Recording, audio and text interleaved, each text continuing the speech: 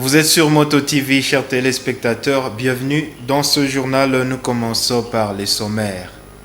La deuxième phase de la campagne de vaccination contre la poliomyélite a été lancée ce jeudi 28 juillet 2022.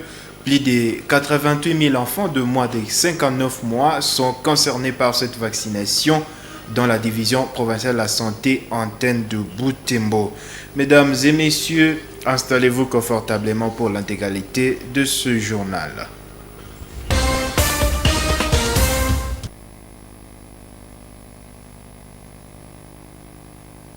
Vous êtes bien installés pour suivre ce journal, mesdames et messieurs. Nous aussi, en voici l'intégralité. Les activités socio-économiques ont repris timidement en ville de Butembo la journée de ce jeudi 28 juillet. Cependant, tout n'a pas tourné normalement. En ce troisième jour de la série d'actions contre la présence de la MONUSCO au pays, des jeunes ont barricadé la route au croisement de l'avenue de l'Église et la rue Président de la République. La police est intervenue pour remettre de l'ordre. Tali nous décrit la situation au centre commercial ce jour. À 11h, lorsque Moto TV a effectué le premier constat, la plupart des avenues commençaient à reporter leur visage datant. Des activités socio-économiques ouvraient. La circulation, quant à elle, s'est déroulée normalement. À 12h, un groupe de jeunes a commencé à s'organiser ici au croisement de l'avenue de l'Église, au boulevard Président de la République. Ces jeunes ont barricadé cette artère, paralysant la circulation à cet endroit. Les FARDC à pleine patrouille sont venus disperser ces jeunes. Rejoints par les éléments de la police, les deux parties ont rétabli la circulation sur cette route, la débarrassant des pierres posées par les manifestants. Les éléments des forces de l'ordre ont ensuite sensibilisé ceux qui travaillaient le long de la route principale avant qu'ils librement à leurs activités. Après cet incident, les activités ont été paralysées au centre-ville. Les boutiques et magasins ont fermé. À l'intérieur du marché, des coins sont restés vides de leurs occupants. C'est le troisième jour que la ville de Butembo ne connaisse pas son ambiance habituelle. Et la synergie de mouvements citoyens et groupes de pression de Butembo a décrété 2 journées de deuil en mémoire des victimes de la manifestation organisée pour exiger le départ de la MONUSCO. Cette corporation annonce pour ce vendredi 29 juillet l'enterrement de ces civils, tués pendant les manifestations dans un lieu public. D'après Jérôme Maloulé, un des communicateurs de la synergie, tous les corps seront enterrés dans un même terrain. Jérôme Maloulé, un communicateur de mouvements citoyens et groupe de pression, revient ici sur le programme de cette activité, dont ses propos recueillis par Joël Tali. Jusqu'aujourd'hui, on enregistre un bon nombre d'affaires de 10 personnes qui sont à la morgue. C'est pourquoi nous avons dit, dans le cadre de préparer l'enterrement digne et sécurisé pour pleurer le nôtre, nous avons décrété ces 2 jours de deuil à partir de ce jeudi et ce vendredi, parce que ce vendredi ici est prévu pour l'enterrement maintenant collectif dans un endroit approprié. Les gens ont respecté cette journée, les gens sont restés à la maison en train de pleurer pour la journée de ce vendredi, que nous allons procéder au lever du corps de la morgue de Matanda dans les après-midi. Il faut qu'on précise aux environs de 13h et que donc nous allons quitter cette morgue pour descendre dans la principale, la principale route de la ville de Butembo, la rue Président de la République en fait, et où nous allons nous orienter vers les cimetières. Nous sommes en train de penser que la situation pourra se passer dans le calme. Et vous savez, chez nous en Afrique, lorsque nous avons deuil, nous devons observer toujours un calme, de sorte que nous puissions accompagner les âmes dans une situation calme. C'est tout le monde qui est appelé à accompagner. Il peut dire que ce sont des martyrs qui sont morts pour une cause noble, que nous allons accompagner dignement au cimetière. Les familles ont été convaincues que nous puissions le faire d'une manière collective. Et d'autant plus que même à l'école, on nous disait que l'enfant appartient moins à la famille qu'à l'État, n'est-ce pas? Donc, par rapport à la prise en charge, les personnes qui ont été victimes de cette situation, d'abord appartiennent à l'État. Et que l'État pouvait d'abord prendre la prise en charge par rapport aux blessés. Et par rapport au cercueil, c'est l'État qui doit toujours enterrer les siens. Information de santé, plus de 88 000 enfants de 59 mois sont attendus pour la 12e phase de la campagne de vaccination contre la poliomyélite. Cette campagne cible 17 zones de santé du Grand Nord. Cette vaccination a été lancée officiellement en ville de Butembo ce jeudi 28 juillet à la mairie. La division provinciale de la santé antenne de Butembo invite les parents à faire vacciner leurs enfants pour les prévenir contre la poliomyélite. Reportage de Croyante Viamba et Saint-Tiche Moussiviroa.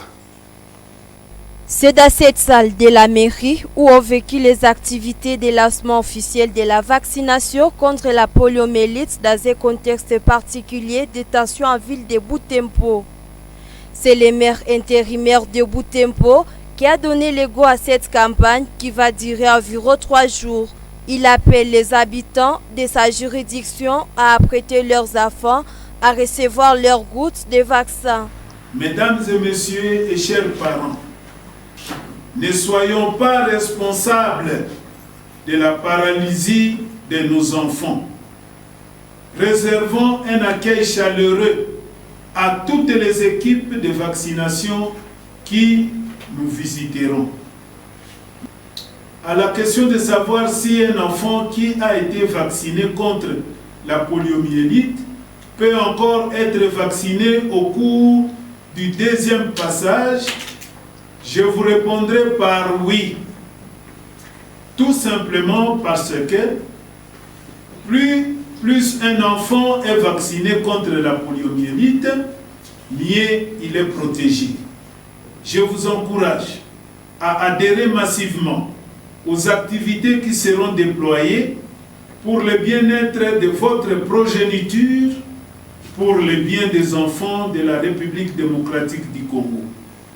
Car il n'existe pas de traitement contre la poliomyélite. Lorsqu'un enfant attrape la paralysie, il est paralysé plutôt à vie.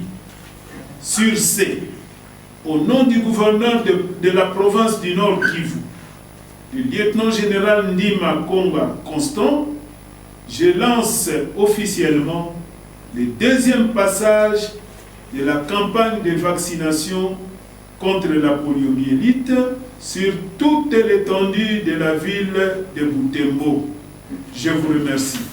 Le chef du programme élargi de vaccination contre la poliomyélite a rappelé que cette 2e phase concerne toujours les enfants dont l'âge varie entre 0 à 59 mois. Il a expliqué qu'il s'agit d'une dose complémentaire à la récente. Nous sommes là, donc nous allons commencer ce jeudi 28 et ça va faire 3 jours, nous allons terminer le 30 août, 30 juillet plutôt, avant que nous puissions commencer l'évaluation des activités ensemble avec les 17 zones de santé qui sont déjà en train de commencer la vaccination à leur niveau. Il s'agit d'une vaccination que nous allons réaliser porte à porte au niveau des ménages. Et cette vaccination a été précédée par une phase de prémarquage qui consistait d'abord à aller préenregistrer les enfants qui sont dans les familles pour qu'ils ne puissent pas les manquer lors de phase de vaccination. Cette campagne de vaccination se fera porte à porte dès ce jeudi 28 juillet au samedi 30 juillet 2022. Environ 88 800 enfants ont été recensés pour recevoir ces vaccins dans 17 zones de santé de la division provinciale de la santé, antenne de Butembo.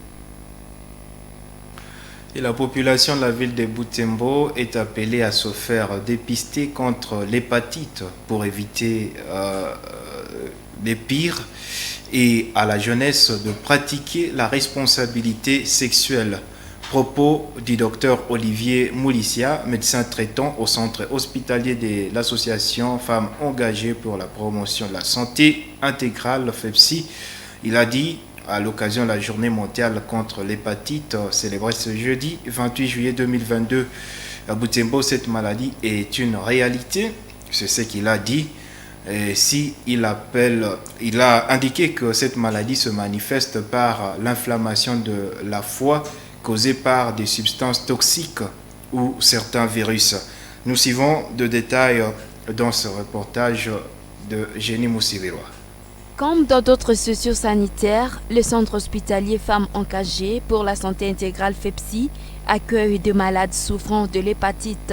Selon le personnel soignant, il s'agit généralement de cas liés à la malpropreté de voies fécales et orales, mais aussi à la contamination par voie sanguine et le contact sexuel. Dr Olivier Moulissia indique que l'hépatite varie selon le mode viral et elle se manifeste par plusieurs signes, parmi lesquels de nausées. Une hépatite, c'est normalement une inflammation du foie causée par des substances toxiques ou par certains virus. Et pour la plupart des fois, c'est causé par des virus.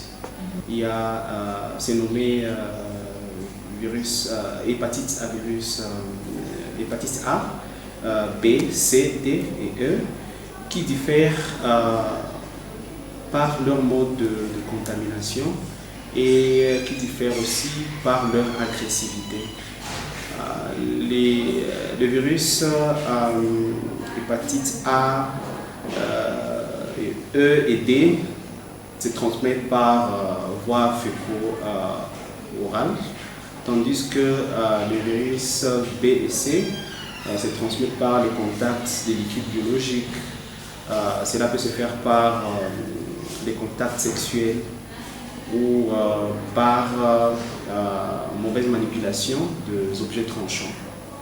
Dr Olivier Moulissia conseille la population à se faire dépister contre cette maladie. Ce personnel soignant indique que cette inflammation du foie causée par des virus a d'énormes conséquences sur la santé. Comme toute autre maladie, bien sûr, ça peut conduire à la mort si elle n'est pas diagnostiquée à temps. Et si déjà vous présentez à des phases de complications comme un cancer du foie par exemple, c'est un organe noble et il est vraiment difficile de prendre en charge tout cas des cancers. Pour éviter de contracter l'hépatite, Dr Olivier conseille la population à se faire dépister le plus tôt possible en cas de malaise pour éviter la complication de cette maladie qui peut se transformer à une cirrhose de foie. Il demande à la population de se méfier de l'automédication et du vagabondage sexuel. C'est toujours mieux de penser à la prévention parce que la maladie existe, elle est là. Et comme j'ai dit, nombreux sont dans la phase asymptomatique et donc qui ne savent pas qu'ils sont porteurs de la maladie. Alors c'est mieux de toujours passer par la vaccination, parce que la vaccination est aussi possible comme moyen de prévention contre le virus de l'hépatite. Et pour la transmission, au personnel soignant, ils doivent bénéficier de la vaccination. Et à la jeunesse et à tout le monde de manière générale, à part la vaccination, c'est d'avoir une sexualité responsable. Parce que pour le virus de l'hépatite B et C, généralement, c'est par contact sexuel ou par transfusion sanguine du sang contaminé, voilà par exemple. Célébrée chaque 28 juillet de l'année, la Journée mondiale contre l'hépatite vise à intensifier les efforts pour encourager les individus à lutter contre cette maladie qui tue, selon l'OMS, une personne à chaque 30 secondes. Chers téléspectateurs, c'est la fin de ce journal. Merci infiniment de l'avoir suivi.